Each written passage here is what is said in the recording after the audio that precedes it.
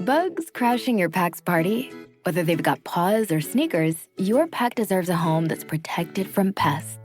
That's where Wondercide comes in. Plant-powered protection made with steam-distilled natural essential oils that actually work. It kills and repels fleas, ticks, mosquitoes, and ants without questionable ingredients or overpowering smells. Safe to use around kids and pets when used as directed. Lab-proven to work fast. And proudly made in the USA. We offer sprays for pets, people, homes, and yards. Plus, spot-on treatments, collars, and even shampoos. Whatever your pack needs, we've got it covered. Founded by a pet parent looking for a better way to protect her dog Luna, Wondercide's now protected over 21 million lives and counting. You might have even seen us on Shark Tank. Go to Wondercide.com and use code WONDER20 for 20% off your first order. That's WONDER20 at Wondercide.com. Wondercide. Protect your pack with plant-powered Wondercide today.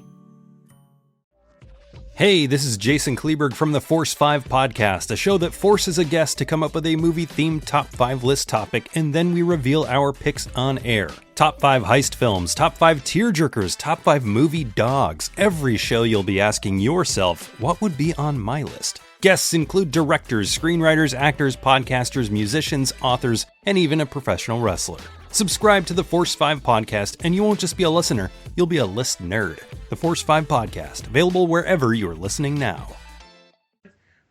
Sean and I will introduce ourselves, then we'll introduce Yashar and Ash, and then Matt will introduce you. We're just going to skip the what have you been watching, because I think we're going to have absolutely way more to talk about. We'll have more than enough to talk about. Well, I'm definitely going to be talking about what I've been watching, because I've got some other stuff to compare it to that I've been watching recently, and that'll be fun. And so as per the normal rules, try not to talk over one another. You guys can talk over me all you want, because I can edit that out. Cool. I'll start with Matt after I do the IMDb synopsis for the film. At the end, we'll do the Rotten Tomatoes score. Which, honestly, at this stage would be a wild guess as well, because I have no idea how far it's plummeted or how much it's been, forced higher by fake accounts. And then... for Rotten Tomatoes, you have to actually, be a reviewer. Yeah. Well, right. That score shows. And then we'll wrap it up with some plugs at the end. So of the butt variety. No, not of the butt variety. I apologize in advance, Matt, for anything you should. Batman versus Superman butt stuff returns. I would all watch that. That title probably would have gotten me more excited. Yeah, well, almost anything would. Batman versus Superman in the butt together, always pooping back and forth for infinity. For all eternity, yeah. Okay, so do a couple seconds of silence and we'll get right into this bad boy. Hey, Shar, I'm going to murder you, dude. For what? For typing. I'm not typing. I'm not typing. I know it. You're on your laptop, bro. You're lying. I never hit you.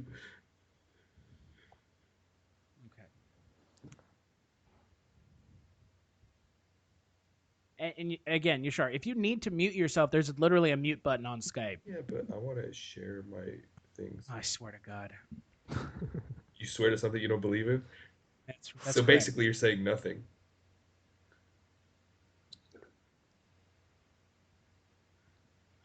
Hello, everyone, and welcome to the Kulturecast. I'm Chris. God damn it, Yashar! You son of a bitch. Well, I made Okay. You You made a joke. No one laughed at it. Let's move on. Hello, everyone, and welcome to the Kulturecast. I'm Chris Stachiw. And I'm Sean Liang. And Sean, I have a question for you. What? Oh, do we not exist? No. We have to redo this again. No, we should have kept going. It was funny. Oh God. Oh my God. Hello, everyone, and welcome to the Kulturecast. I'm Chris Stachiw. And I'm Sean Liang. And today we are joined by a veritable cavalcade of guests to talk about what is turning out to be one of the more divisive films of 2016 so far. We are joined by staff writer for the site. You can check out most of his stuff over at cultureshock.com, Yashar Parasta. What is up? Oh, my. And making his first appearance on the Kulturecast, Ash Suri. Hey. And returning a frequent guest of the Kulturecast, director Matt Campagna. Hello, thanks for having me. I don't really think you should be thanking me. Yeah, fuck you, buddy. You made me watch this movie, is what I should say. Fuck you, man. And today we're going to be talking about Batman 5 Superman Dawn of Justice. We're not going to talk about anything else we've been watching because I think we really do have more than enough to talk about with Batman 5 Superman Dawn of Justice. So let's get right to it. The film is directed by Zack Snyder, and it is the direct sequel to Man of Steel and the first film in the planned DC cinematic universe. The IMDb synopsis for the film is a mouthful. Fearing the actions of Superman are left unchecked, Batman takes on the Man of Steel while the world wrestles with what kind of hero it really needs. With Batman and Superman fighting each other, a new threat, Doomsday, is created by Lex Luthor. It's up to Superman and Batman to set aside their differences along with Wonder Woman to stop Lex Luthor and Doomsday from destroying Metropolis. Fuck, that's a fucking Jesus. And that's the movie, folks. Good night. Yeah, in fact, save yourself some time. That's all you need. Don't bother. 5 minutes could save you 2.5 hours. Yeah, you're welcome. You could save a life. The film stars Ben Affleck as Batman, Henry Cavill reprising his role as Superman, and the only other person of note is Lex Luthor, played by Jesse Eisenberg. No, I'm just kidding. Gal Gadot plays Wonder Woman, and some of the actors returned from Man of Steel, namely Lois Lane, played by Amy Adams, and Perry White, played by Lawrence Fishburne.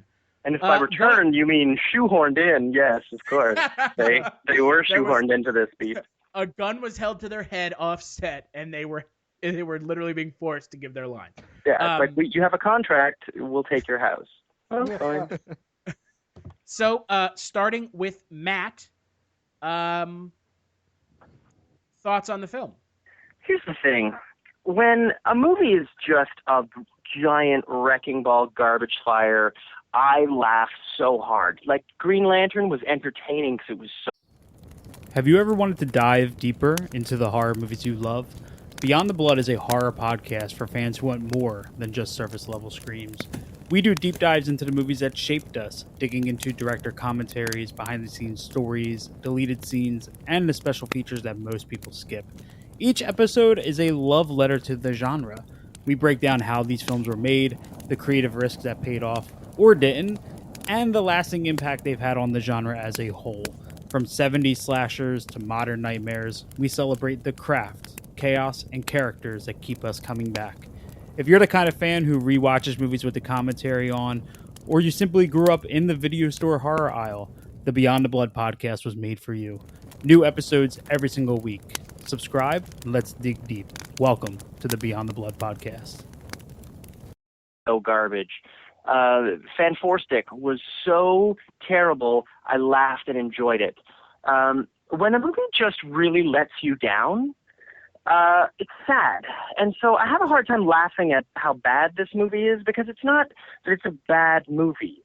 It's that it's a movie that takes characters that I know really well and completely misunderstands them for 2.5 hours and then spat me out the other side sad. And I really don't like when a movie makes me sad for that reason. You know, when a movie like Room makes me sad because it pulls on my heartstrings and makes me really feel something, that's one thing. But I just felt angry. And it's not because I didn't laugh. There were parts of this movie where I was not supposed to laugh, and I laughed. Oh, man, did I laugh at this movie. I laughed at the recollection of how Pa Kent wanted me to be a superhero, because that's the exact opposite of what happened in your movie, Man of Steel. When there were moments where Anderson Cooper had to tell us that, oh, don't worry, that building's empty, so don't worry that we're about to blow it up. I laughed because they were so bad at making a movie in Man of Steel and so afraid of the false stakes that they were building. When they actually realized the movie they had made, they had to go back in and frigging ADR the mistakes they had made a second time. When Batman is a dumb a dumb man. Instead of the Dark Knight detective, he's the Dark Knight assumer from South Boston. I'm not interested when Superman, instead of being a beacon of hope, just talks about it. And we don't really get to see him as a character. We saw no character in this film, and that's just a Zack Snyder side effect. The movie was gorgeous in places. The action was exciting. Would you say that was a Snyder effect? It's a Snyder effect, yeah. That's what happens when you make a Snyder movie. It's weird. No. You wind up with movies that are occasionally, like, there are moments of this film that are beautiful and interesting and exciting, and then they're intercut with moments that are poorly written, dark and shitty. And I don't know how many times Zack Snyder can make the same movie. He doesn't seem to get bored of it, because he did a much better job when he made Watchmen. And there are so many, like, almost shot-for-shot moments in this film that are just a bad version of Watchmen. And I was just disappointed and made sad by what this film was. And that's my problem with it. So, what about you, Sean? Give your 2 cents. What do you think of the film? It's kind of hard because I honestly feel like I didn't understand anything. This is totally not my cup of tea. I don't know. I don't know what to say. I up until I saw it, I kept hearing people say that it was like Shakespearean, and to me, when I hear that from an audience, I think like long, boring, and trying too hard, and that's exactly what I kind of felt. It's not that it was like I have seen terrible movies before, but this isn't, to me, like, the problem wasn't that it was a bad movie. It's just that I felt like it was just trying so hard to force me to feel something, and I think it just tried to be bigger than it needed to be, and because of that, we get a montage of sloppy, sequences where we're going back and forth, and the scenes are choppy. I just really was confused for 2.5 hours. By the end, I was just uncomfortable and frustrated. And sad. It's just, and I mean, I don't have the same connection that you do, Matt, to these characters, but it's just dreary on, like, for no really good reason. And the dialogue to me was just trying so hard to make me feel drab that it was comical almost. Hold on, was there dialogue in this movie? It was I thought it was just like platitudes. Like each character would occasionally speak in a platitude, and then we'd get to the next punchy part. Yeah, but they would try to speak in some weird metaphors every single time. It was, I don't know. There were punchy parts in this movie? No way. Yashar, what did you think of the film? Well, I kind of loved it. It was, I loved the movie. I don't know how else to say. It basically was the best version of Batman I've seen on screen, and there's definitely some like plot holy things, mostly in like how Lex's plan. I mean, understand he's like supposed to be insane, but it's a little too insane. I feel like there's easier ways to achieve what he wants to do. And while I liked Amy Adams, I feel like she just kind of like did whatever she wanted, and that was a little weird for me. But I really thought Batfleck brought the heat. Henry Cavill Superman still is a little bit emo, but considering it's so early in his career and people think he's a monster, like I can understand, I guess is what I'm saying. His whole sort of not being sure where he's at in humanity. And the film does explore that. And I know Snyder does like the whole dark thing, but I like the tone. And I might get into this a little bit later. I might be wrong in this assumption, but I think a lot of people don't like his vision because they don't. It's less to do with like the technical quality of the film than it is they just don't like that it's not their version of Batman or their version of Superman. And I like equating it to like, okay, in the comics. Hello, filthy movie lovers. My name is Gentry Austin. And I'm Casey Scott. And we're the hosts of the Sin Syndicate, film podcast for something weirdos, anti-Criterion bros, and Joseph Sarno aficionados. Join us semi-weekly as we peer into the adults-only theaters and sticky-floored cinemas of the golden age of sexploitation, when the morals were loose, the laws were murky, and the intercourse was all simulated. Find us now on the Someone's Favorite Productions podcast network.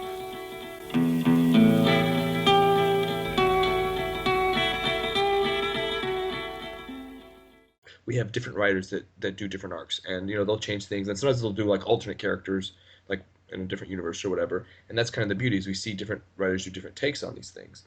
And you might not always like the direction they take them in, or might be different, but I feel like when people try to do that in films, people are like, oh, that's not my Batman, or that's not my Superman, and it's like I think it's like a selfish notion. Like, Snyder's not making this movie for you specifically, so it's like if I watch James Bond, if I never liked James Bond movies and I watched a James Bond film and I'm like, I didn't like the movie because I don't like James Bond.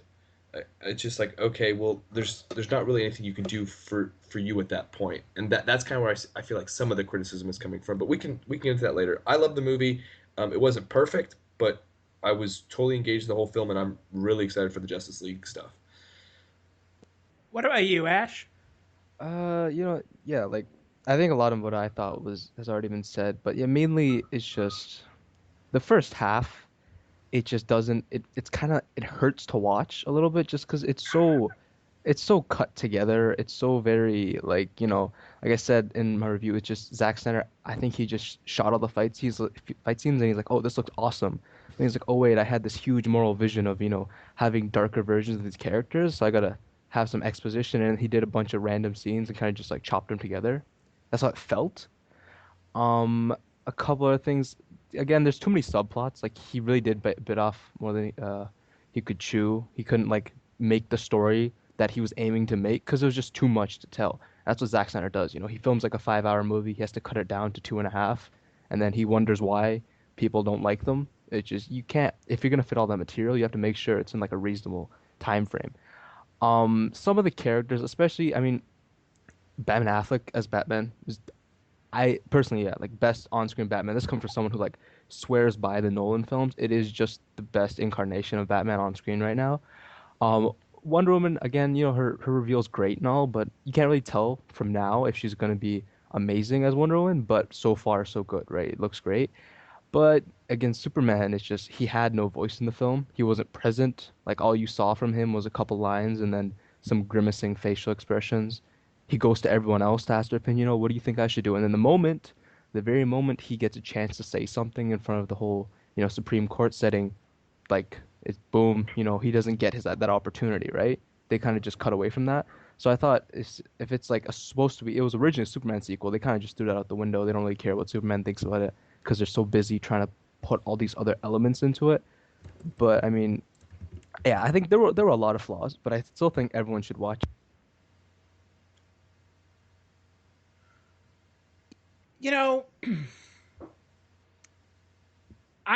I'm gonna preface my thoughts on this film with something that David Goyer said in 2005, which is, Batman vs Superman is where you go when you admit to yourself you've exhausted all possibilities.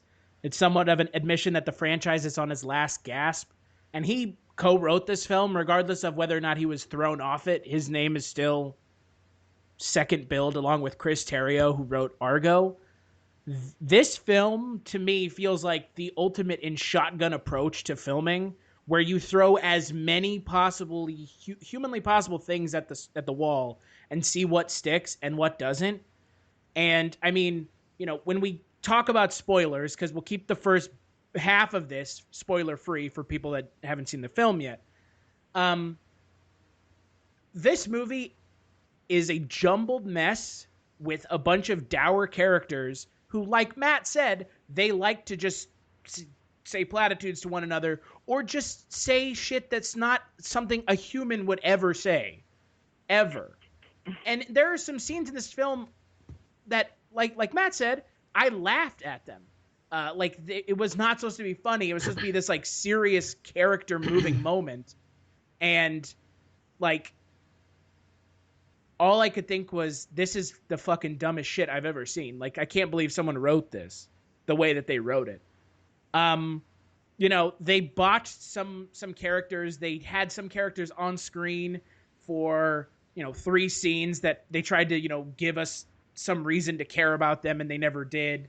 I think that the people who advertise this film, Warner Brothers, they botched the advertising in the most hilarious way by literally revealing the entire goddamn film before it came out in the trailers.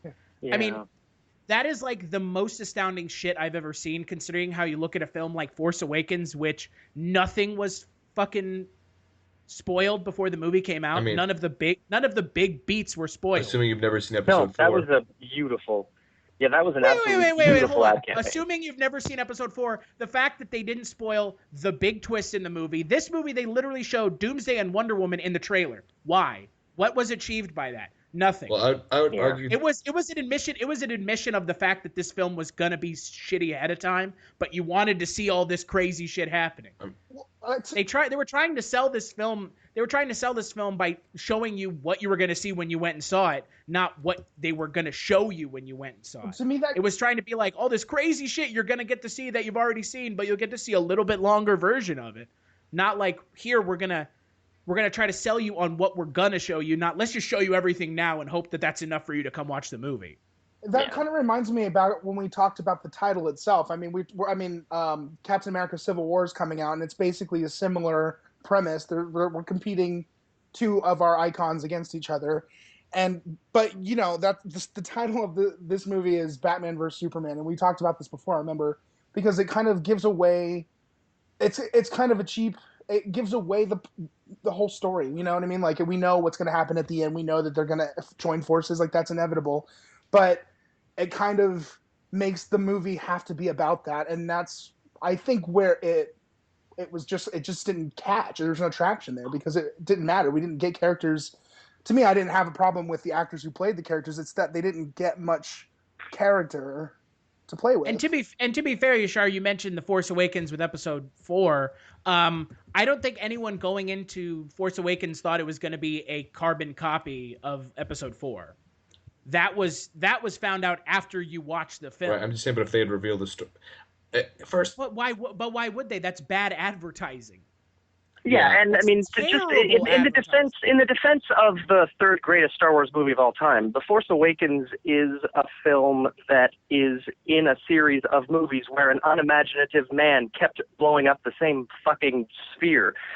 So it's also within the Star Wars universe to repeat yourself, and there's a pattern to it. So let's not flag too much on Force Awakens. But the thing about the acting for The Force Awakens, that was the beautiful thing. It managed to play on us with all the nostalgia, all the moments, all the things that a group of people who had seen Star Wars would be able to say, oh, I really want to go see that, without having to give away every damn plot point, without having to completely spoil the movie. And that's what Chris is saying, and I totally agree. This ad campaign was just relentless in its attempt to show us every fucking thing so that we would please go see this movie that we are desperate to try to make some money on because we spent $500 million making it. I mean, they literally revealed almost the entire fight scene where Batman is going to save one of the minor characters. They revealed that entire fight scene in a trailer.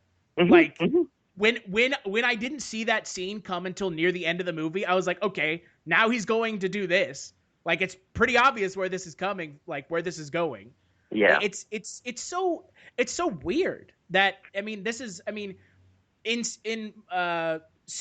Captain America Civil War, if you're familiar with the source material, we are expecting a big twist at the end of the movie in the form of Captain America dying. That's what I think everybody who is familiar with the source material is expecting. Which is not in any way a spoiler, because for 7 years you could have read this in a comic book. Right. And, you know, I'm really surprised that Batman v Superman didn't just spoil the entire goddamn movie ahead of time, because they got alarmingly close to spoiling the entire movie. I will say that the very ending, I wasn't expecting it. Like, I mean, it makes sense, but like, why? I just didn't expect it. Oh, them to like. Yeah, I agree. I was totally shocked that not only did they blow their load on ever being able to do a Dark Knight Returns adaptation, they also blew their load on ever being able to do a Death of Superman. Like, the number of things that they cannot ever do. But you've got to give beautiful, brilliant, spectacular credit to Marvel for the fact that they are giving us beautiful meals of each film, and we are excited for the next one because whether we know where it's going or not, we care about these characters.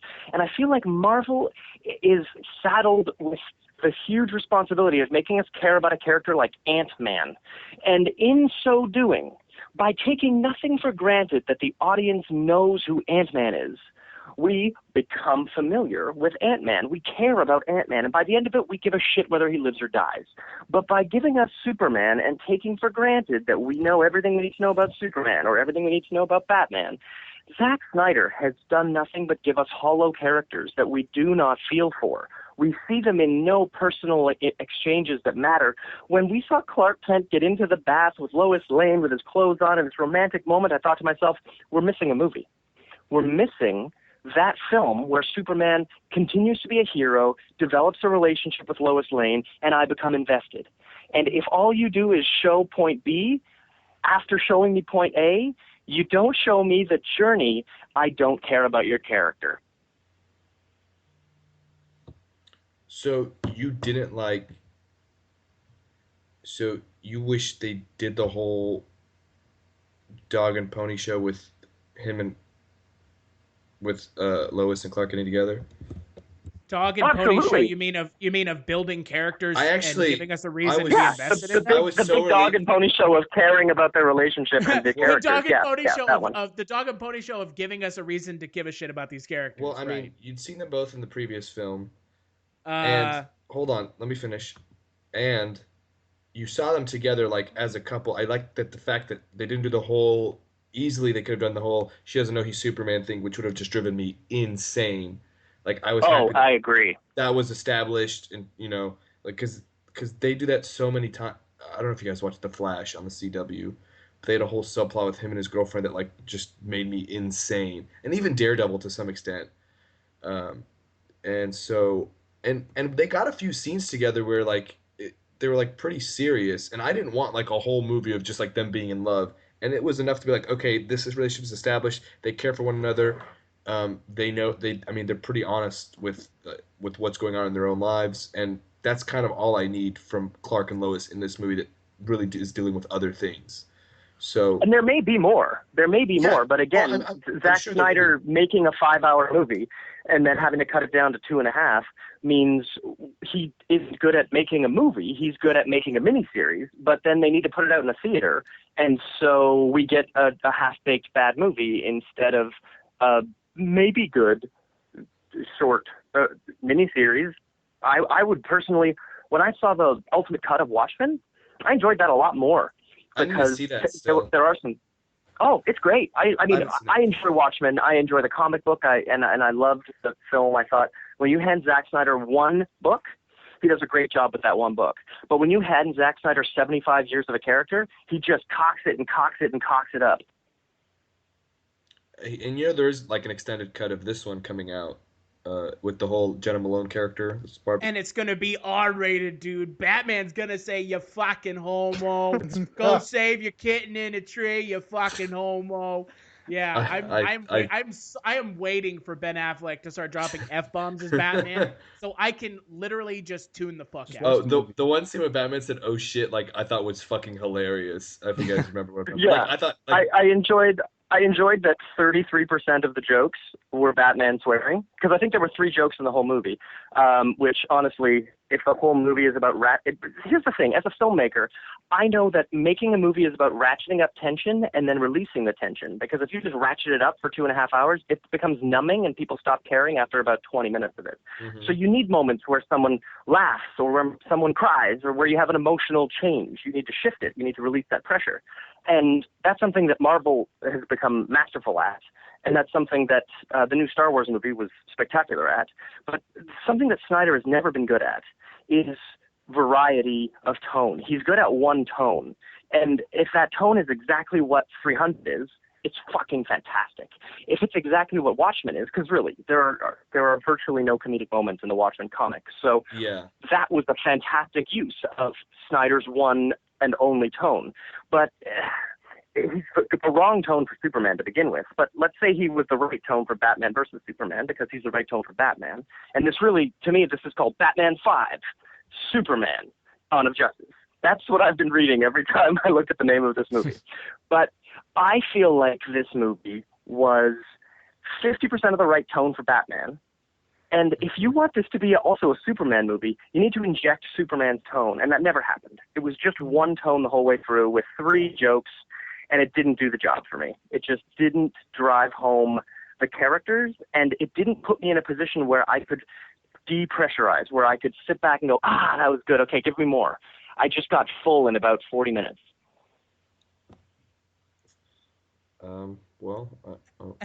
So let's transition and talk about spoilers, because I think if we're unable to talk about spoilers, this conversation would pretty much end right here. Yeah, it's kind of hard to talk about like what the issues are or whatever. Well, I mean, you could talk vaguely, but I think that some of the big issues that I have with this movie are centered around spoiler-specific stuff. But to be fair, they spoiled most of the movie, so me saying Doomsday is in this movie isn't really a spoiler. No, he's in the trailers. What I think is Doomsday, but might be a cave troll from Lord of the Rings or a Teenage Mutant Ninja Turtle that fell into a quarry from the new movies. Or, I don't know. Or just like a ball of clay that someone forgot to sculpt.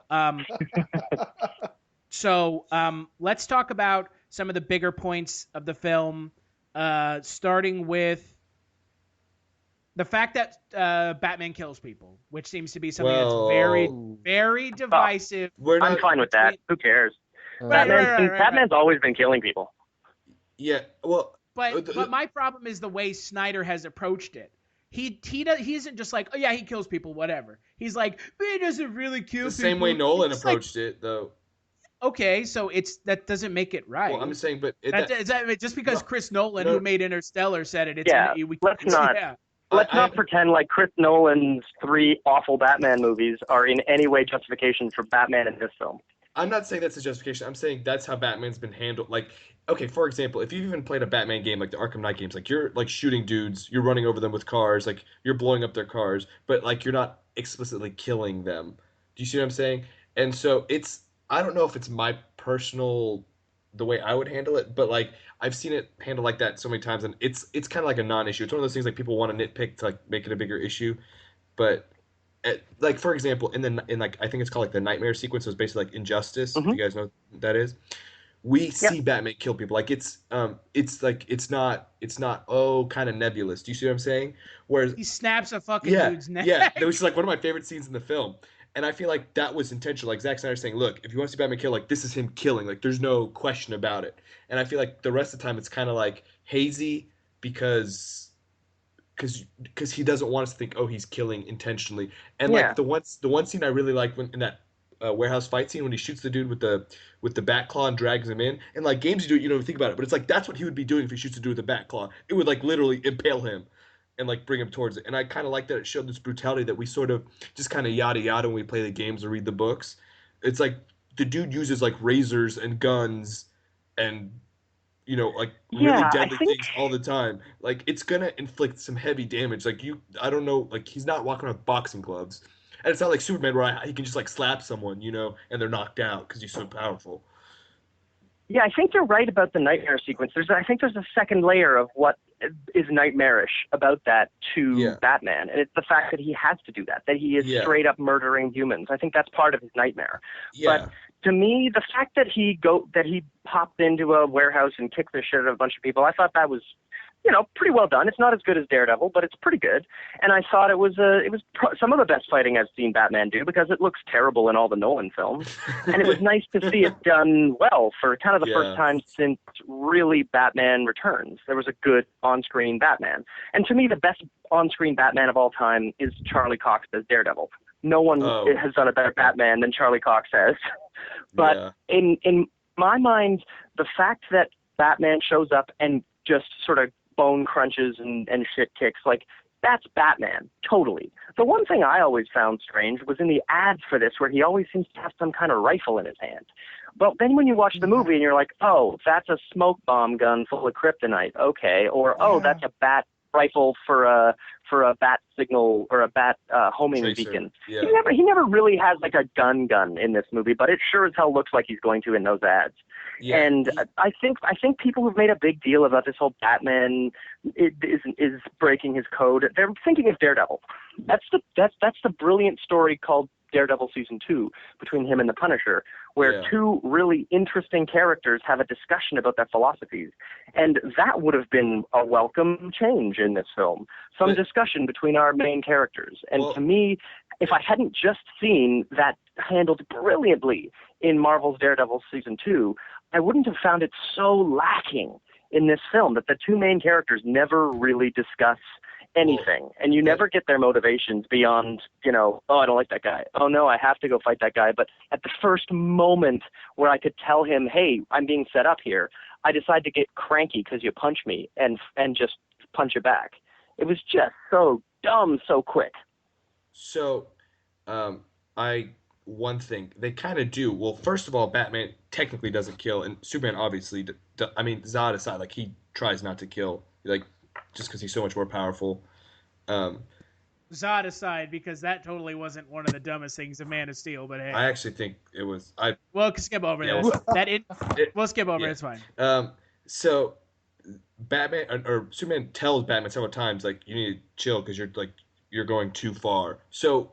But they don't. It's not like they have a big divide like Daredevil and Punisher, where Punisher's like, I gotta ice all these dudes, and Daredevil's like, no. You see what I'm saying? Like, they're closer to how they handle criminals, like, versus killing and not killing, than Punisher and Daredevil are.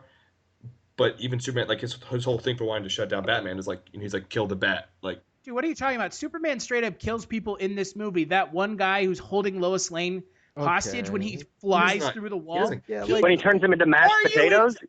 That's kind of dead. Fucking insane. He doesn't kill that guy. He's going like 80 miles an hour flying with him through walls, bro. Chris, no, he's not dead. Let's be real. He's not dead. Like, realistically speaking, he might be dead. Zack Snyder grounding this film in reality. He's not dead. It's not reality though. Like, of course.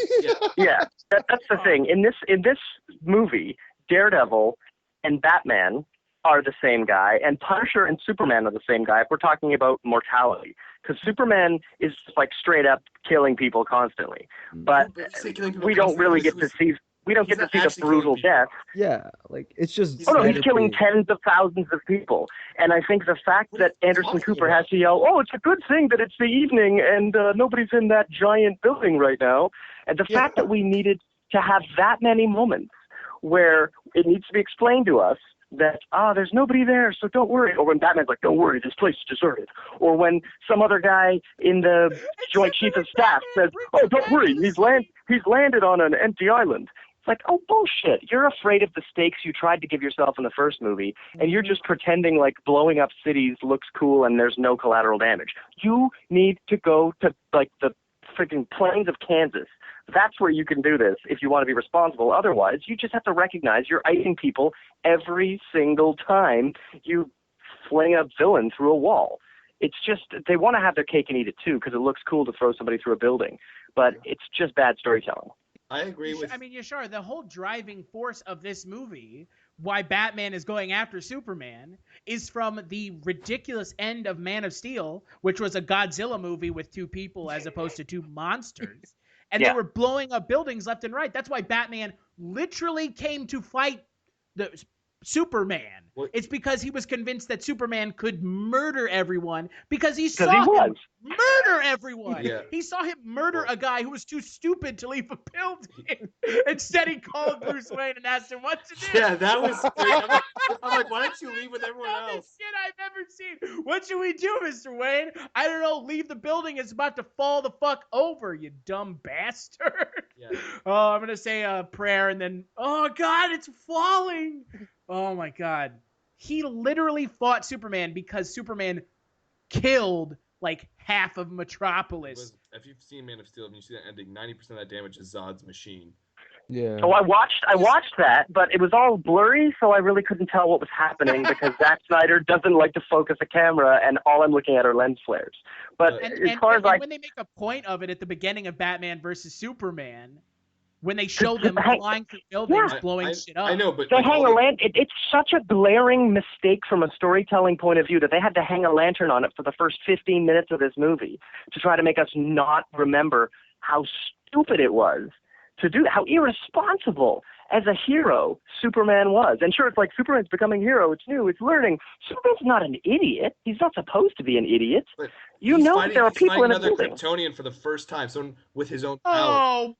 Think about it. He's not fighting a Kryptonian for the first time. He's fighting a Kryptonian for the second time because he fought those two dildos in Smallville, and they were destroying shit in Smallville too. There's like 2 hours between those at most. I mean, and Zod is literally the best warrior from Krypton. Exactly. Because Superman is a dum-dum and doesn't understand that buildings go boom boom when you throw someone through. I'm sure if he asked Zod, You're right. He hits Zod into space, and if he left, and if he just like, oh, follow me, Zod's just gonna go back and just murder everyone. Exactly. So I don't know what exactly he's supposed to do in that scenario. Keep throwing him back into space?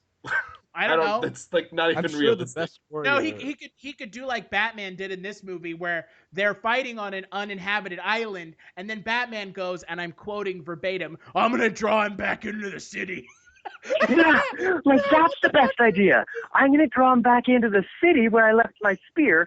And I got to say, the whole thing about Lois Lane being shoehorned into the final act of Man of Steel and how she has nothing to do and she's just hanging around, I'm glad they learned their lesson, because in this film, she's shoehorned into the whole movie and has pretty much nothing to do the whole time. It's shocking that she throws the spear in the water, and then literally the next thing she has to do is go pick it up out of the water. Yeah. Like, I could not believe the sad attempts to have a great character. Lois Lane is arguably the most heroic character in this movie because she's the one who is least prepared to die, least prepared to get out of a deathly situation. She, as a journalist, is kicking ass and taking really risky choices in her career. But they have nothing to do with her. They do not honor the character. And Amy Adams is given nothing to do. It's so sad because they did it again. It's like it's in her contract that it's her job to spend at least half a movie doing nothing of actual value. But, Matt, she is the audience's connection with the characters and the events in the movie. Well, certainly explains why I have no connection. You know, the Doomsday fight at the end and the character of Doomsday, I really don't understand why they put Doomsday in this movie. Well, because they were busy blowing their load on The Dark Knight Returns, they needed to also blow their load on the death of Superman. They had to squeeze as many storylines into this as possible because, you see, we don't care about the characters yet, and so now is the best time to tell really fundamental stories about the characters. Right. Apparently. I mean, it took Marvel 8 years to do a Civil War movie. Yeah, because they know what they're doing, and they're not in a mad rush to catch up with anybody. This is DC doing everything they can to desperately be ready to have a slate of films, and we still don't care about any of these characters. And I feel like, again, it goes back to that problem where we're expected to already care. You know, we're expected to simultaneously have the built-in love for Superman without ever giving us a Superman worth loving. And then at the end of the film, when they're shaving Lex Luthor's hair, they rip off one of the coolest moments in Smallville blatantly, and then, I guess, hope that we don't think that they're ripping off other Superman stories.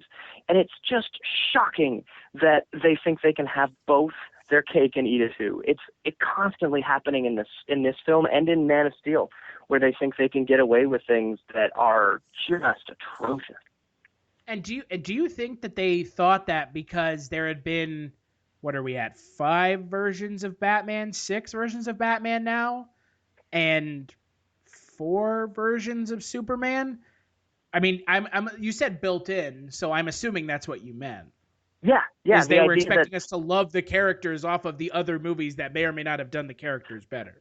Yeah, I mean, otherwise we would have seen a romance between Lois and Clark, right? We're expected to know that there's a romance. That apparently is a part of the mythology of these characters. The myth of these characters is built into who we are. And that's something that enrages me about this.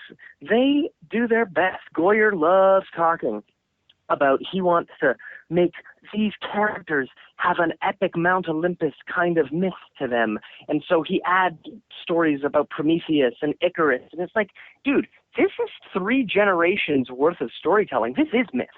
Superman is myth. You don't have to call him a god. You get to build his myth. And you get to work off of the myth that goes before you for almost 8 decades. And the fact that they feel like they can get away with jamming more myth into it, save the myth for Wonder Woman, that's a part of her storyline. They just layer it on so thick that they're wasting precious time in which they could be building characters we care about. As much as I enjoyed that nightmare scene, that's a neat short film that I would like to watch as a DVD bonus feature. Take those 10 minutes and give me some frigging story that is relevant to this film. I didn't need to see that. It was cool, but it was unnecessary. I'd much rather get right to the Ezra Miller crazy Flash jumping through time, giving us some kind of flash forward to a story they haven't written yet. That was at least interesting because it was paying homage to something and made sense. But I thought that kind of went with the nightmare. Like, if Batman doesn't get the Justice League together, the nightmare scenario might have that's kind of how I interpreted it. I don't know if it was. I really didn't like the fact that it was 2 dreams back to back or not. Yeah.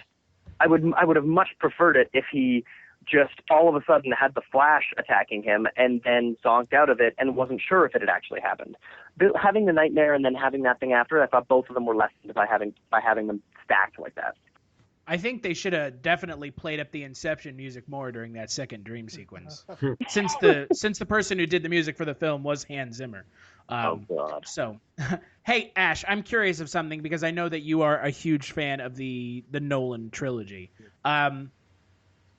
Do you think, and this is kind of going with what Matt was talking about, how for him they don't give you a reason to care about the characters, and that's been some of the complaints with this film from the critics who know nothing. Do you think some of that could have been alleviated by having the Christian Bale character of Batman present in this film rather than trying to freshly create a new Batman for, after having had a Batman film come out 3-4 years ago? No, I think I heard was Bale was sort of considered or something as being part of the movie, but it doesn't make sense in any way. Just all the Nolan films, I mean, there's obvious plot holes. Bale can't heal his back in 3 months, sure, but they are just they're supposed to be realistic, and I use that word loosely, realistic renditions of Batman in the world. And it's if you're looking at what the closest thing to being Batman is if you're super rich, and the Bale movies show that somewhat accurately. So you can't have Superman going around mass murdering people and having ridiculous things happen in Man of Steel and then expect to bring in Bale last minute. Oh yeah, his character's still alive. It's just, he's sort of crippled, he's super old, and there was a nuke at Gotham. It's too much to just bring him in now and then expect this is a Marvel competition, right? And Marvel is on these fantastical levels and they don't take themselves too seriously. So they're allowed to have these bigger and more comic book kind of ideas where reality isn't as much of a problem. That's a good thing, the comic book movies. So DC has tried to do the same thing but with their own twists. So you can't expect to bring in a realistic version of Batman and then have compete with Marvel on the same kind of frontier, I agree with you entirely. I don't feel like the Nolan tone of dragging Batman kicking and screaming into the real world would have worked at all, because look at how badly they've tried to put Superman into the real world. There's something magical about the DC universe, and I don't think any filmmaker since Tim Burton has really cared about that. Bryan Singer a little bit, but mostly Tim Burton is the one who realizes this is not our Earth. And Snyder and Nolan, they just try so hard to pretend like it is. And I think when you do that, you rob these characters of something that makes them so special. And the Marvel characters exist in our world. That's that's what they're supposed to do. And I think DC has just taken entirely the wrong route in their attempt to make this the more grounded, realistic thing, because you are exactly the opposite of that. The DC universe is a pantheon of gods, and Marvel is a pantheon of men. And you can tell a story of men in our world, but you need to give me that magical land. You need to give me Olympus. You need to give me Gotham. You need to give me Star City. You need to give me Coast City. You need to give me places that don't exist in order to tell this story. And they just keep trying to make it happen in places that do. And I think that's, to the film and to the storytelling's detriment. They're not letting these characters soar. They're trying to pin them down. Well, and you know, for me, whenever I go back to my favorite interpretation of Batman, which is the Keaton, Tim Burton films, Gotham is a character in those films. Yeah. It is a bold city, and it is gothic and cartoonish, but holy shit, it's supposed to be. Yeah, it's like nowhere on Earth. It's so special. Yet in these movies, they try to shoehorn it in to be what they ended up filming in this film for Gotham was, I'm assuming, was that Detroit?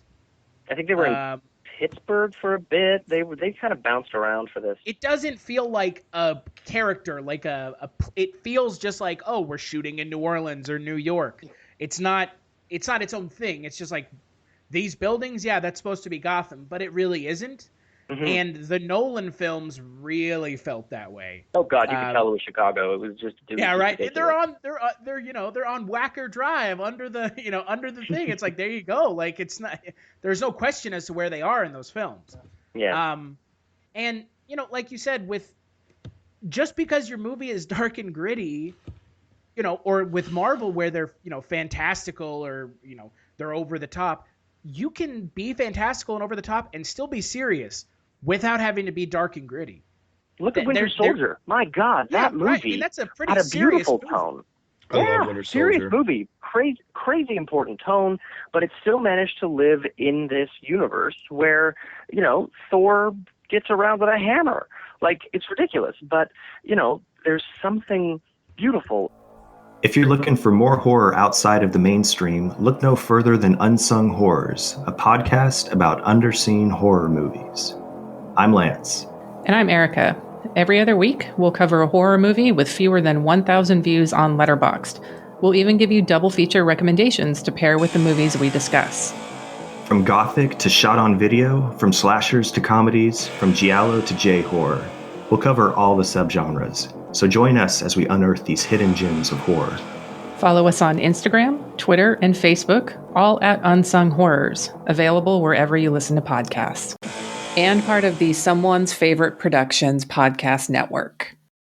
About Marvel's ability to integrate these worlds.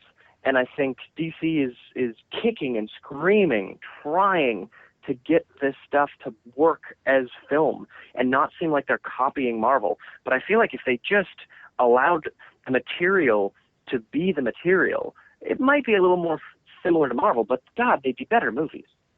What I don't understand is what's so bad about copying Marvel. It seems to be working for them.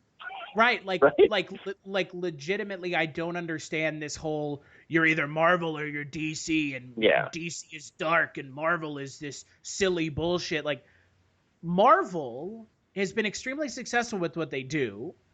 DC, critically at least, and obviously, I mean, the film has made $400 million this weekend.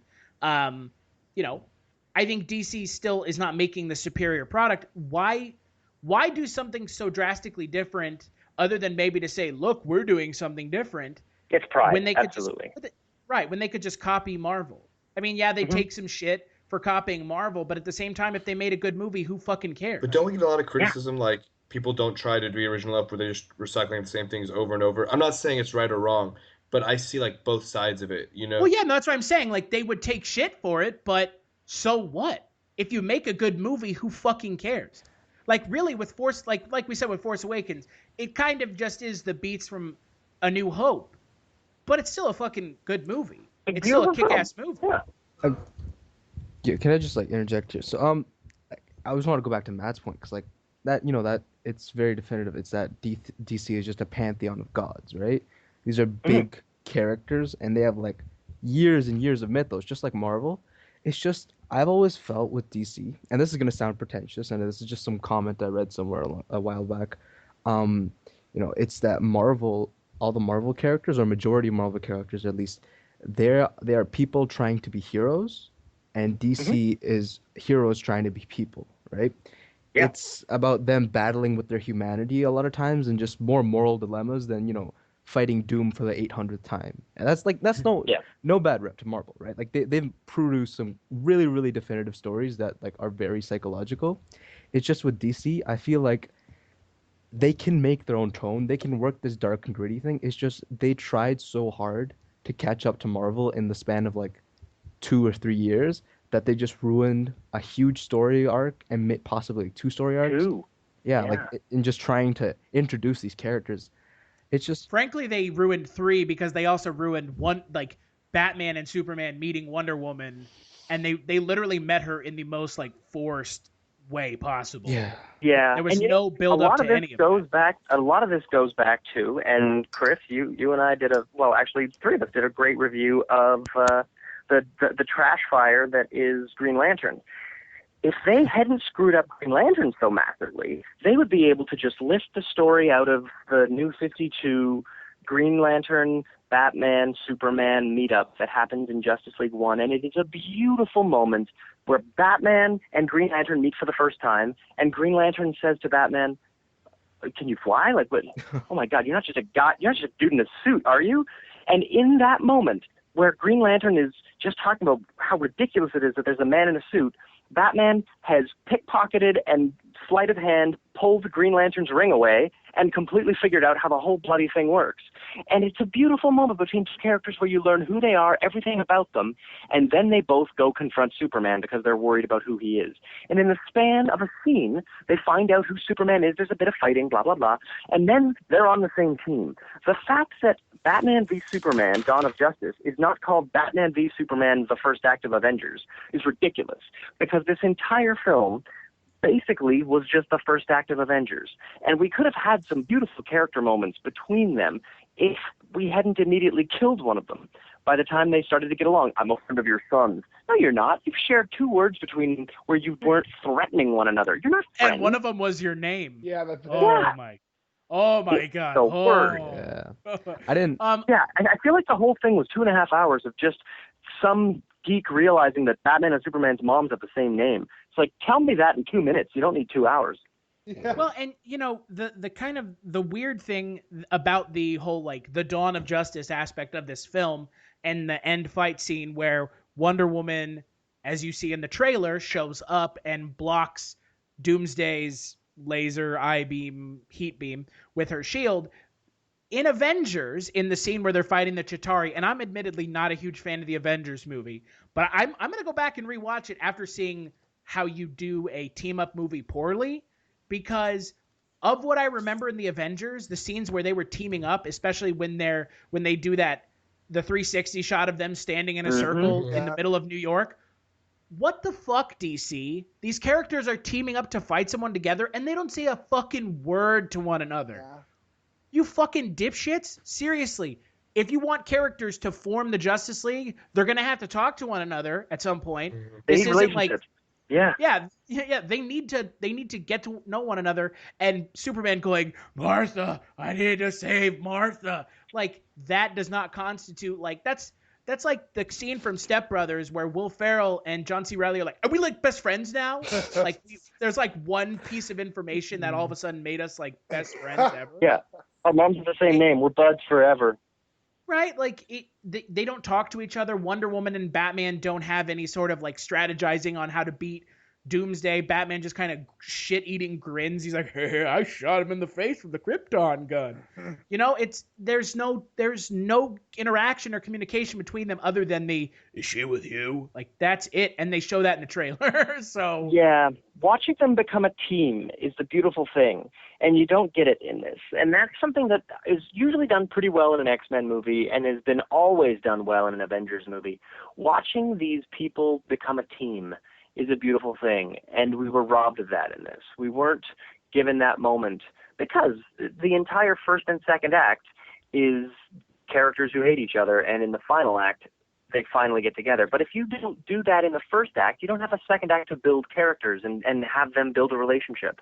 So there's no ability for them to dialogue. There's no ability for them to strategize. They can't do neat stuff together. Batman, Superman, and Wonder Woman can do neat stuff together in the way that when Thor hits his hammer onto Captain America's shield, it does a shockwave, and you can put Ant-Man on Hawkeye's arrow. Like, there's cool shit these people do when you synergize their powers. And we just lost that because these characters didn't know each other. But, I mean, it was the first time, literally fighting together, and you did get the whole thing. That's your just hanging a lantern on it, man. Well, but the whole thing with the whole Wonder Woman held Doomsday down with her rope, Batman shot the spray at him, and Superman stabbed him. Yeah, it's not like there was no... But they're not... It all felt completely improvisational and accidental. Whereas, yeah, it felt like they were just doing it by coincidence. They had never seen her lasso before. And Wonder Woman had never seen Batman's frigging Krypton gun, and Wonder Woman had never seen the spear. Like, these people weren't planning something. And it feels in Avengers that a team plans and strategizes. A good football team doesn't accidentally score a goal. And it felt like they accidentally killed Doomsday. Well, I mean, they knew what they had to do was stab him with the thing, so... No, Superman knew what No, so did Batman. But did Wonder Woman? No, because they didn't talk to her. And you need the whole team to be on the same page, or it feels like an accidental win. It's so strange. Yeah. And just saying, it's the first time, I mean, I get that, and I can honestly understand where you're coming from, but you know what? I actually think the problem is if this film had come out before Avengers, and I'd been seeing people on Facebook be like, if this film had came out around the same time The Dark Knight Returns did, it'd be reviewed higher. If this film had came out before Avengers, this film probably wouldn't have been lambasted the way it is, because we've seen how you do a team-up movie with Avengers. And this movie, do it well. This movie did everything that Avengers did right. They did it wrong, or they just didn't do it at all. And I don't know why that was, unless, I can honestly think it was because they were just trying to rush and set the stage for all of this. That's really what this film ends up feeling like, is just, hey, Justice League's going to be cool, right? So we're just going to give you everything that we need to get to Justice League, but we promise Justice League's going to be cool. I promise. That's what this feels like. It's like, we promise Justice League's going to be cool, guys. Just bear with us through this 2.5 hour fucking setup of a film, where we waste 2 storylines on a film that's not that great. Yeah, that's the sad thing for me. It feels like all it is a 2.5 hour promise of other films. And I'm honestly, I don't like Gal Gadot in any other film she's been in. I enjoyed her 3 lines in this film. One of them was delivered well. 2 of them I thought were a bit robotic. But I thought with a director who cares about character, and I think Patty Jenkins does, with a director that cares about character, I think Gal Gadot could be not a terrible Wonder Woman. Honestly, she was the thing I was most afraid of, because I've seen Henry Cavill be a mediocre Superman, and I feel like he could be a great Superman. And I expected that Bruce Wayne, that Ben Affleck would play a good Bruce Wayne and a good Batman, and he did. But ultimately, none of the characters came to life for me in this film. They just went through the motions. Whereas you get to know the heart of Captain America in that first Captain America movie. And honestly, Captain America is a way better Superman than Superman. Everything about Captain America managed to give you that gee golly 1930s, rah, I'm that kind of honest, good guy. And Superman is not. Superman is a cynical Superman. And I think Marvel has done a much better job of having the spirit of Superman embodied by Captain America than really DC has ever done, insofar as capturing who Superman truly is. And I think it's just a testament to the poor character choices and poor direction of character that Zack Snyder's been doing with Superman, because he's not always this bad. He's just bad with Superman. So I'm curious about something, and this is a question directed directly at Sean, because I know Sean admittedly has very little experience with comic books and the DC comic books. What did you think of the, I don't know how to really phrase them, introductions, teasers, 30-second trailers within a movie of Cyborg, Aquaman, and the Flash? What did you think of that, Sean? I believe the technical term you're looking for is sidebar expository bullshit. Yeah, Well, that's what that would be called. Exactly. I mean, it's exactly what Matt said. It's like this promise of what's to come, and it's like honestly, I honestly was having trouble figuring out. In my opinion, from as an outsider, just barely, I really needed sort of I needed Batman's movie. I needed that movie, and for all those things to go on, we were really like everything was really rushed, but I just needed that exposition because it's like we're introducing all these characters who I'm supposed to already know and I really don't. Like I didn't know who was it Cyborg? Mm-hmm. You mean the Terminator? I have exactly. Because get it, Zack Snyder's super cheeky. He put the guy who played Miles Dyson in as the scientist. Ooh. But yeah, like I have no idea who that character is, and like I only know who the Flash is because of the show, and I have that in my mind. So like for me, like I see where it's going, but it totally abandoned what I thought Batman vs Superman was supposed to be about, and I feel like I never got that story. It wasn't really about that because, like you said, they team up and then it's over. Like that team is officially, or at least as far as we know, done. And we never really got we had all this build up waiting for it. We get one fight where they make up and then that's the end. That's the whole story, and that's stretched out for 2.5 hours because of all this other crap that was left out between Man of Steel and this movie. I really thought I'd missed a movie. And for me, the whole reveal thing is it really just feels like, and Yashar, when we talked about Age of Ultron last year, it felt like they Whedon bit off more than he could chew, at least for me, with setting up future stuff. Mm-hmm. Yeah, but that wasn't really. Looking at how this movie did it versus Age of Ultron, like Age of Ultron did it like masterfully. It was like Steven Spielberg had directed that film compared to the way they do it in this film. Age of Ultron was a lot of expository bullshit, but it was also a really solid character film as well. It just wound up being too much of all of those things because, again, this is a problem that a lot of these big studio team-up movies seem to have. There's too much for one feature. So when you write a 200-page script, you're not going to be able to make that movie, guys. You gotta fix it in the script stage, or else you wind up with this disaster where Warner Brothers executives don't mind sitting down for 4 hours, but that's not a movie. That's 2 movies. So we're in this world where some people think it's okay to have 200 pages in a script. We can't make that movie. We just can't. And we wind up cutting and trimming, and then you wind up with this sort of editing mess that Batman v Superman was, or you wind up with gun to the head of Joss Whedon saying, well, either you put the Thor scene in where he's talking about the important elements for future movies, or we're going to have to kill all the scenes that happen in the country home. And those are character moments between the Hulk and Black Widow, like beautiful, beautiful moments. So you wind up with this weird half measure where you kind of do both of them, and it really shows. And in this movie, the fact that this was a 4-hour beast trimmed down to 2.5 is so apparent. Scenes just start out of nowhere, and dumb shit is taking up time because it looks cool in a trailer. And like the nightmare sequence, cut that out. Give me 10 minutes of actual movie, of this movie. Cut out the expository bullshit of the Flash and Cyborg and give me more of this movie. It's not necessary to making this a good movie, and they just assume that it's a good movie and that this expository bullshit's going to be forgiven. But it's just not. Well, and for me, this movie kind of harkens to something I had a problem with 10 Cloverfield Lane. It had to live up to the title of the movie, so the end of the movie just kind of does, and I know Yashar enjoyed it, but for me it was just kind of wacky.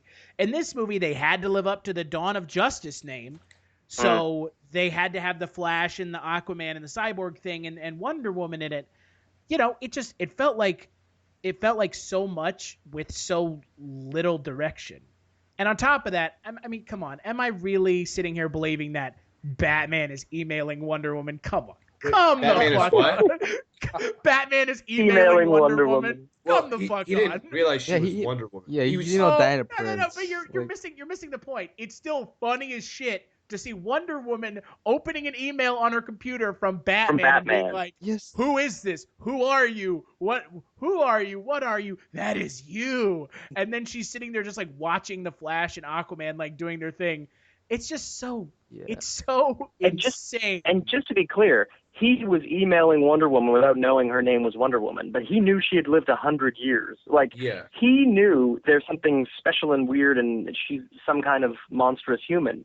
So he was emailing Wonder Woman without knowing her code name is Wonder Woman. Yeah. So I don't understand. Because it's just, if you think about it and how other films introduce characters, they're introducing them through an email that she's reading is so goofy. It's so goofy. It's forced. You really don't think it was forced? I thought it's. I mean, so forced. Just that whole scene. How they were trying to plug 3 more movies. I mean, I understand what you're saying. I'm not like, but I didn't. It was like it was like a 5-minute portion of the film, if that. So I was like, okay. It's not about how much time it took up. It's the way they did it. I mean, it could have been framed better. I agree. It felt like just another thing that Zack Snyder doesn't get, or Goyer, or Chris Terrio. It's entirely possible, without blaming any of the filmmakers, it's entirely possible this was shoehorned in by the studio executives. And like in the same way that Kevin Feige told Joss Whedon, there's a scene in Age of Ultron where Thor goes into a well and he finds out about the stones. That's how this is going to go down. Figure it out. And I feel like it's entirely possible the same thing happened here, where Terrio had to squeeze some shit into here that he knew was shit. And he just had to somehow force feed it to us. So the last 2 things I want to talk about before we wrap this up. The big spoiler, kind of spoiler. I guess for me it wasn't a spoiler as much as they did it, and I was surprised they did it in this movie, was the death of Superman. That was it. I honestly, like, I was like, I mean, I know they kind of brought him back, but like I really thought they were gonna. I'm like, oh, he's gonna like just pop right up or something. And I was like, no, they're going for it. But why?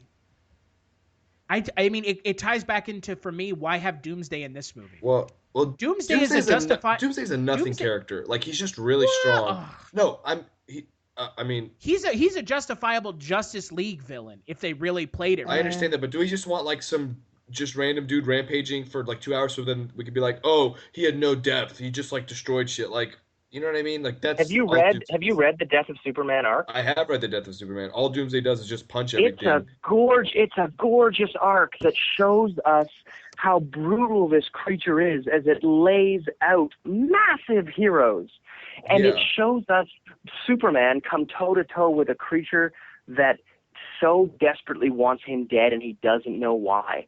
And it is such a friggin' cool mystery. There are so many neat things about that. And then in the Hunter-Prey storyline that happens later, where you find out that he's actually a billions of year old, a horrible creature that just wants all Kryptonians dead, and it's such a cool story.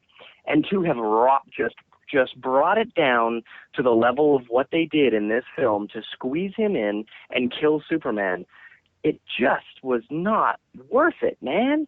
That had some resonance in the way that Superman is the only one who can do it, and spends issue after issue trying to draw it away, trying to save lives, and then is finally beaten down and both creatures die, and it's this crazy, beautiful moment, and they lost that. In the same way that when Batman and Superman fight, it is over ideology. It is not over my mom is somewhere and Lex is making me punch you. It's not over this sad excuse for a gladiator match. These are 2 really brilliant, really special, really loved storylines that are squeezed into one movie that is not worth even one of them. And so to also jam in all this other expository bullshit as if they could get away with it. Did they not notice that The Dark Knight Rises was a complete disaster because they tried to squeeze in No Man's Land and Nightfall, Night's End, and Night's Quest all into one movie? It's like they don't learn. And they didn't learn again. And I mean, for me, because of the effect that Doomsday had on Superman in the comics, I've always seen Doomsday as one of Superman's bigger nemeses. Yeah, the biggest. Right?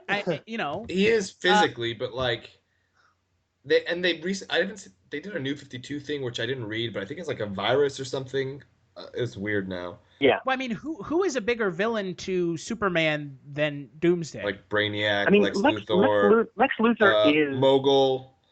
Lex Luthor is the perfect villain for Superman because Lex Luthor is, in his own way, a human Superman. He's the greatest man on Earth. He could be the president, solve every single banking crisis, cure cancer and AIDS. Like, he's a genius. And the one problem with him, the one problem with Lex Luthor is that fucking alien took all the limelight. And so Lex Luthor corrupting from this great man into this horrible man is a beautiful story as well. And I feel like they really missed it on this one because I didn't mind Jesse Eisenberg as much as I thought I would. But they again missed the mark on Lex Luthor, just like they missed the mark on all the other characters. And I'm really disappointed in the fact that we still have not seen a decent Lex Luthor on screen. So I read today, apparently they originally cast Eisenberg as Jimmy Olsen, and then they're going to have Cranston as Luthor, which would have been, I think, probably a better casting. But I didn't hate the Luthor. He was just weird. I mean, I felt like it was a the lot Joker. of other ones. And I'm so glad he wasn't some kind of ridiculous real estate monger like he has been in every other film version. That was ridiculous. Evil real estate. I mean, for me, it felt like he was just doing Jesse Eisenberg's riff on the Joker. It felt so over the top that it felt like the Joker. I really felt bad that Superman and Batman were beating up a character who clearly had Asperger's. Like he clearly had like a problem with him. Because there's one scene where he's putting a Jolly Rancher in another man's mouth, and like weird. It's just like it doesn't. Oh yeah, the Jolly Rancher scene. It's just to me, it's a strange choice. It makes sense, but whenever I see Jesse Eisenberg, all I think is he's like evil Mark Zuckerberg. Is all this is. Yeah. Like that's what this amounted to, more or less. It's like I'm evil Mark Zuckerberg. Like check this out. Jimmy Olsen was in the movie, right? Well, yeah, that was some weird. You heard about this, right? I mean, he didn't ended up not like confirming it was, but like that was his intentional plan. Yeah, I read about that. Although, it's going to be in the deleted scenes probably. That the CIA the CIA agent who gets murked at the beginning of the movie is yet again another big character from the Superman universe who just gets shot in the head. But I mean, like, is anyone really like crying because Jimmy Olsen? Like, I mean, to me, it's just like Snyder being like, and the poop is done. Now I'm gonna pee on it. Like, you know what I mean? It's just like insult to injury. The one thing it's another assumption that we care about a character because of their names. Yeah, I had no idea who that guy is. Superman doesn't mean I care. Because the guy's name. They didn't really make it like it could or couldn't be. It's like kind of just whatever they want to do with. It's not necessarily Jimmy Olsen now. They had unless they retcon the shit out of it in the deleted scenes and never release it. No, because they have what's her name, Jenny Olsen. Like, well, I thought that was the character. I heard that they gave her a different last name now. Oh. And they could. Yeah, I thought it was Jenny Olsen because they never said her last name in the first movie, and she's in this movie again. But yeah. And again, I don't know whose ultimate fault this is. I don't want to blame Zack Snyder. I really don't. The things I've seen of Zack Snyder, they all feel the same. 300, Watchmen. But I feel like a lot of the problem with this movie should be leveled against Goyer and Terrio. Yeah. And the unrealistic expectations that a film like this had. And the studio executives that told him what to do. Well, told them both what to do and how to do it. Because honestly, I've written movies for studios and networks. And just because my name's the only one that's on there as the writer does not mean those were all my ideas.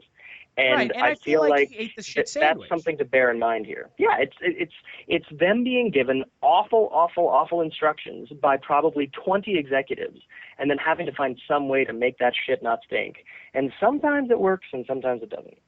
and they've put so much behind this film. They've put like probably like 10 years worth of films behind this. I mean, they've only announced like 7 or 8 years worth of films, but they've put a lot of years. Yeah.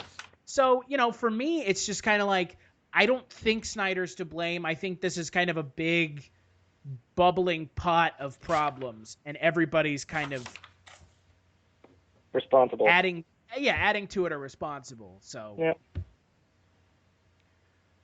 Well, so I mean, obviously there's no consensus on it. Some of us disliked it, some of us liked it. Well, no, I mean, so starting with Matt, skip it or watch it, and best performance. I'd say skip it, because there's going to be a version on DVD that comes out that might possibly not be as much of a wreck as this movie is, because it's a wreck. They did not make a movie. They tried and then trimmed it down to 2.5 hours, and I feel like whatever it is on this DVD cannot be worse than what I saw in the theater. Please don't watch what's in the theater. And best performance. Best performance. Oh, I thought that Kryptonite Spear was fantastic. I thought I completely understood its motivations. I felt like I understood where it came from, knew where it was going. I felt like I really identified with the Kryptonite Spear. Troll. There were no other. That's about the only character I can think of in this film. I loved that plot point more when it was in The Mummy Returns. Right? I'm just kidding. Sean, skip it or watch it, and best performance. You know, I gotta say, like, I don't feel comfortable telling people whether to watch or skip this movie, because I don't feel like... I'll say that if you're like me and, like, you just are not a part of... Like, I haven't read the comics, I don't know. I know who Superman is and Batman is because everyone does. But it doesn't do enough for the audience that didn't grow up, you know, with these characters and didn't get the backstory that they, like you said, Matt, came with, or that they have as a connotation.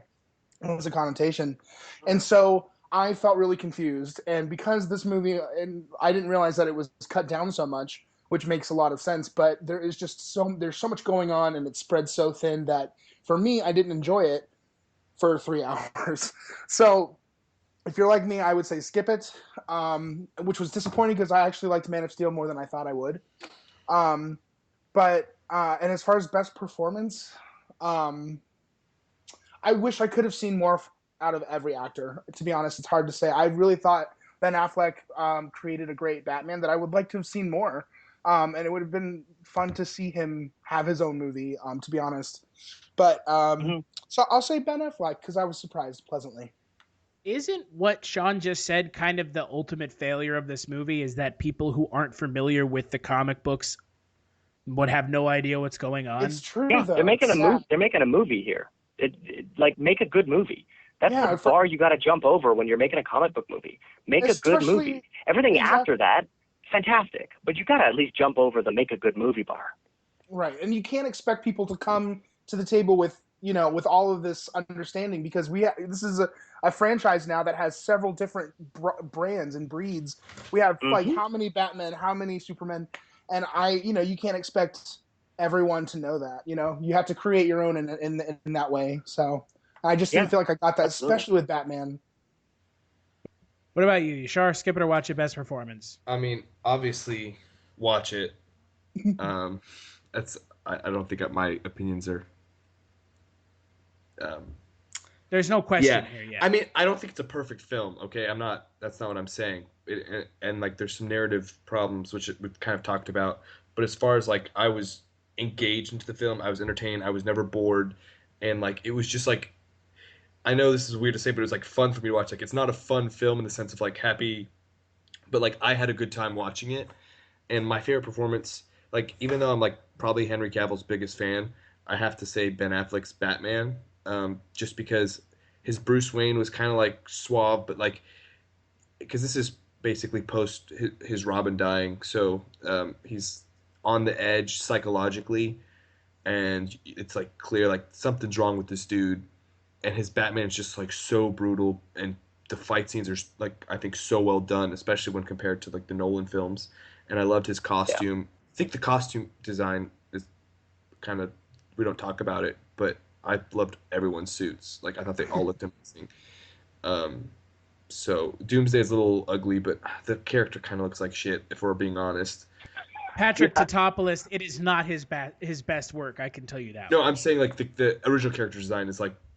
No, I know, but Patrick Tatopoulos didn't do a great version of it. I will say I did like, even though when you first saw him, I was kind of underwhelmed. I liked the transformation with the bone stuff. That's kind of from the comic, but I didn't expect that, and that was kind of a welcome surprise. It was the one cool thing I think visually Doomsday did. So yeah, that's how I feel. I think the fact that Doomsday started out looking so garbage made it that as he got better, there was nowhere to go but up. So Right. that was an improvement. But you're right. That design is such a product of the 90s. So if they had been completely honest about how he looks, he would have looked pretty dumb anyway. Yeah. I mean, I understand you do redesigns because no one looks exactly like the comics, but I mean, unless it's Marvel, and then you kind of get to almost be exactly what's in the comics. Yeah. No, but what I'm saying is, like, for the villains, you're not gonna just be like, this is Doomsday, but it looks like a completely different character. You know what I mean? Like, unless he's General Zod somehow. I mean, Zod's just a dude. I thought that was funny. That is Doomsday. It was like Zod's DNA mixed with human. That felt like the ultimate contrivance in the film. Yeah, but see, to me, I didn't know who Doomsday was, and I thought that it was. It was the line that Jesse Eisenberg said. He's your Doomsday, therefore he's Doomsday. I didn't know. See, I thought it was supposed to look like. I was like, it's like Zod and Jesse Eisenberg. Well, it wasn't. I mean, from how it wasn't like Zod, like as if. It was kind of like they took Zod's DNA, mixed with Eisenberg's DNA, and put in some machine that basically makes like creatures, monsters. Yeah. I didn't know, not knowing what Doomsday was, and then seeing that at the very end of the movie, I thought they literally made this character up, and that it looked like shit because they ran out of time. So, again, a huge failure of this movie having absolutely no way in appeling to casual audience. He looks. Well, then I looked up a picture, and he does look like that. So, but I this is my ignorance from not knowing what I totally missed that. No, I get it. Like, the design thing might be lost. People would be like, "Why does he look so dumb?" It's like it's bad. Ash, skip it or watch it. Best performance. Well, I mean, I'm gonna say watch it just because honestly, it's really not a great movie, and it's a stretch to call it even a good movie. But I think there are certain scenes that just work really well on a big screen, especially like IMAX, or if you have like 70mm showings near you. It looks really, really good. The whole Doomsday fight, you could stop a frame and just put it up on a wall as a painting. It'd look amazing. So it's probably the only way to see anything as well, because it's all a blurry mess, so dark. Printing it and putting it on a wall would give you a chance to see it. Yeah, I mean, it's just, I feel like if you are a comic book fan, there's no way not to see this movie, just because despite all the lack of character development and the fact that these are just hollow shells of who these characters are supposed to be in the comics, the fact that you're seeing them fight on screen is just a big moment, and you should see that in theaters. But if you're not, like I can see now, I mean, from Sean's description, like, yeah, it's really not a friendly movie to people who know like zero. They know nothing about the whole franchise. Then I mean, yeah, sure, you can skip it because the extended edition might be better. It just might be more confusing. Who knows? There's no urgency. But if you like comic book movies in any regard, I think you should see it. Best performance, I mean, Gal Gadot had like 3 lines, like Matt said. I can't really judge it based on that. Cavill was wooden, and I think Affleck's like the only one you can really justify as being the best performance because he had a lot of screen time, and though his character wasn't developed at all, like this is like a 50-year-old Bruce Wayne, and we don't know anything about him. He still did a good Bruce Wayne, and I give him props for that. For me, I'm gonna say skip it. I mean, for me, it commits some things that you shouldn't do this late in the comic book genre game. I mean, I get it. You want to compete with Marvel, but just because you want to compete with Marvel doesn't mean you need to not learn from what they've done, their successes and their failures. And this movie takes nothing away from the failures. And I say failures, very lightly, critical failures that Marvel has had, be it Iron Man 2 or Thor 2. And I think this film commits some of those sins. So I think it's a skip. The extended edition might be better. I probably won't watch it because it's another half an hour of a movie where the first hour and a half is just subplot after subplot cutting away with no through line connecting any of it. And you can quote me on this. I'm pretty sure that the Joker in Suicide Squad is going to be Jason Todd. I've heard that rumor. Right, and we don't need to talk about that now, but if Batman's murking dudes in this movie, you can't assume that he wasn't just murking dudes in the past. Especially if the Joker killed Robin, which is what they talk about, then there's no reason for him to have not murdered the shit out of the Joker. I will say there's a scene when Alfred, who I actually like Jeremy Irons' Alfred, is kind of like sassy.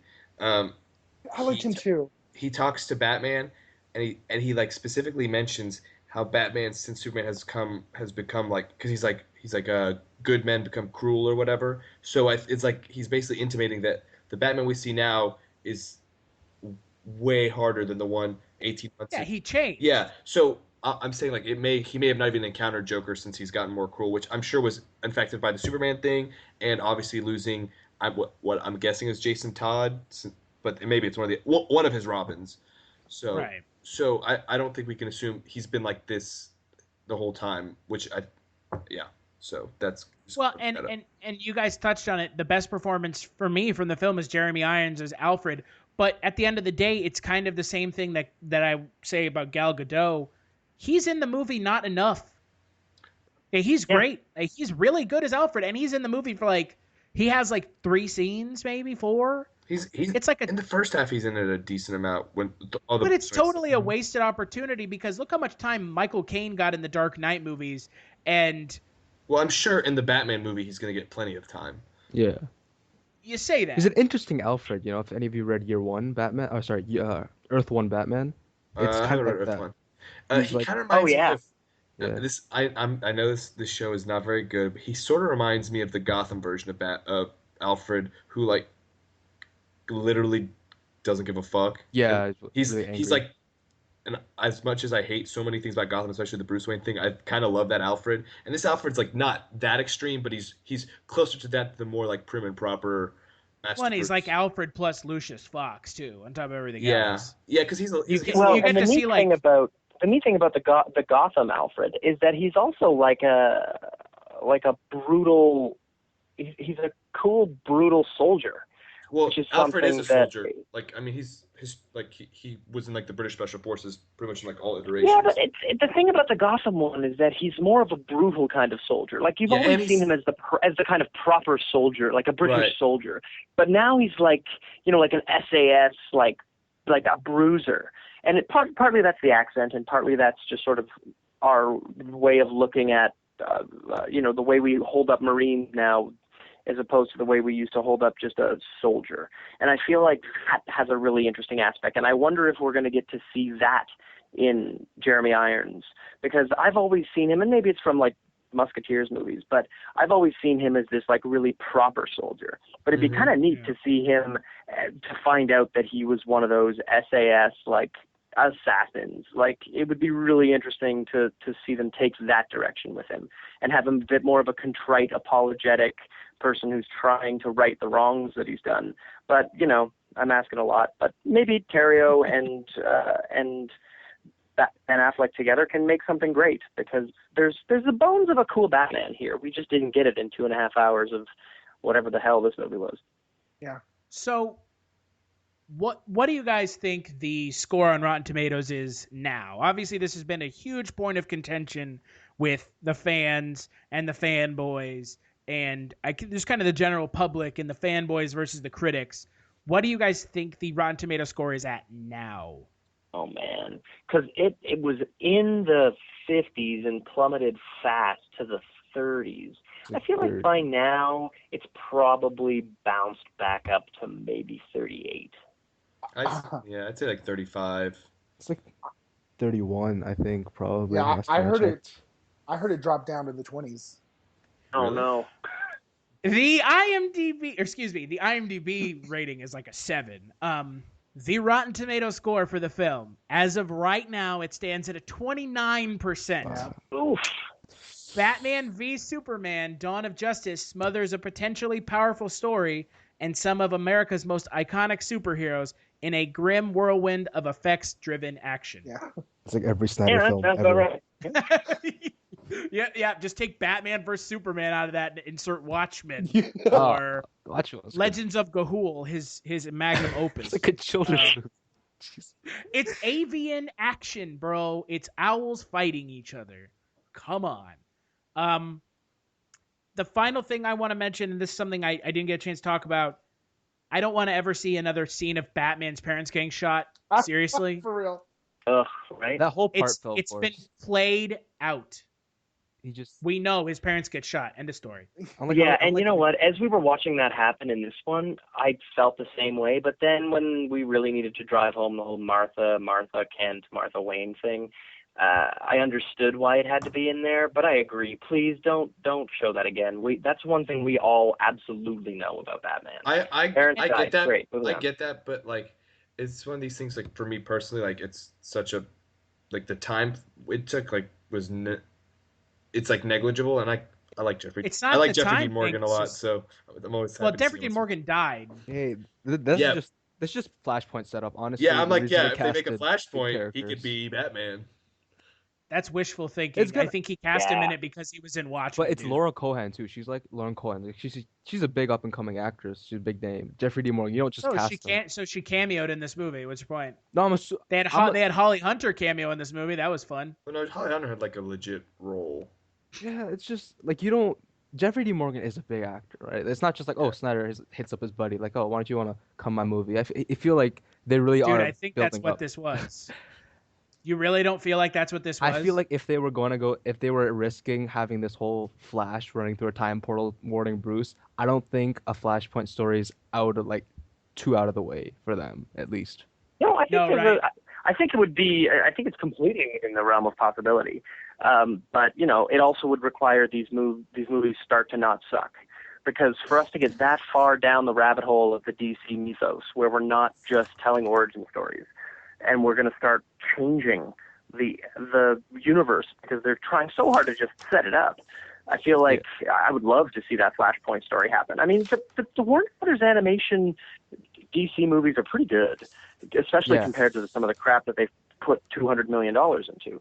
So it would certainly make sense because they know how to tell that story. It worked in the comics, then it worked in a cool animated film version. I'd love to see them go there as well.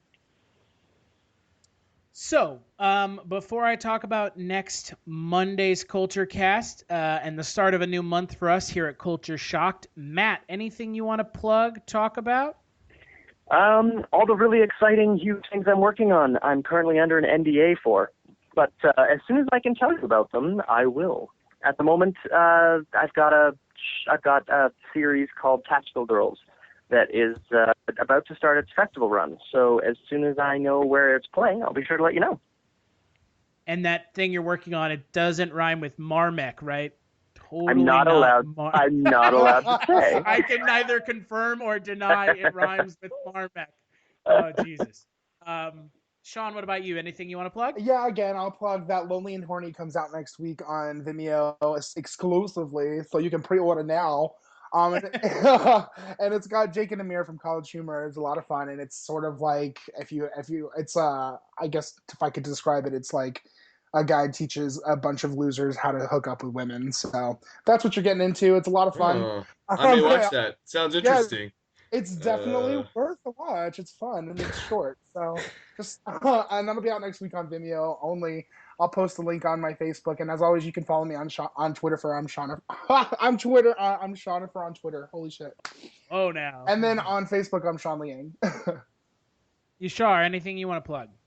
Just some butts. Oh my god. Ash, what about you? Nothing on my end. All right, well, you can follow me on Twitter at CultureStash, and if you like what you're hearing now, head on over to cultureshocked.com/Kulturecast to check out 100+ episodes of the Kulturecast where we talk about every genre, I think, at this point. You can check out Matt on our aforementioned Green Lantern Kulturecast and the Kulturecast that I did an interview with Matt so many moons ago for his film 6 Reasons Why. So, and you can follow me on Twitter at CultureStash. I'm pretty sure I already said that. And we're also on iTunes and Stitcher Radio. Give us a good review so more people who like movies can check us out. Next Monday, we're going to be starting up April, which means we're going to be talking about movies that have wrestlers in them. God help us. Is the movie The Wrestler going to be one of them? The Wrestler is one of them, and I think it's the only serious movie we're doing the entire month. Next Monday, we're going to be watching the film with the CEO of Gawker, Hulk Hogan, Mr. I get it. In Mr. Nanny. And then next Thursday, we're going to be watching The Marine with John Cena. It's surprisingly not terrible. Oh, God. Yeah, great. I'll watch John Cena do anything. Big thanks to Matt, Yashar, and Ash for sitting down and giving a really long, in-depth talk about Batman vs. Superman. Also, can we Thanks for having us. How Batman's voice is way better in this one than... Oh my God, no! Yes. We're done talking. I will agree No, with seriously, dude. No, Yes. seriously, it's That was way... the best Batman voice since Kevin Conroy, at least, because Kevin Conroy's got this it's sewn up. But yeah, this voice modulator thing, that was hot. I mean, they use it in Arrow and Flash, but it just Bale Bat voice was so bad. Arrow and Flash. Yeah, I watch both of those. And every week. And God damn it, and big shout out to Avoca, who provide the intro and outro music for the Kulturecast. So make sure to check out next week's episodes. And we are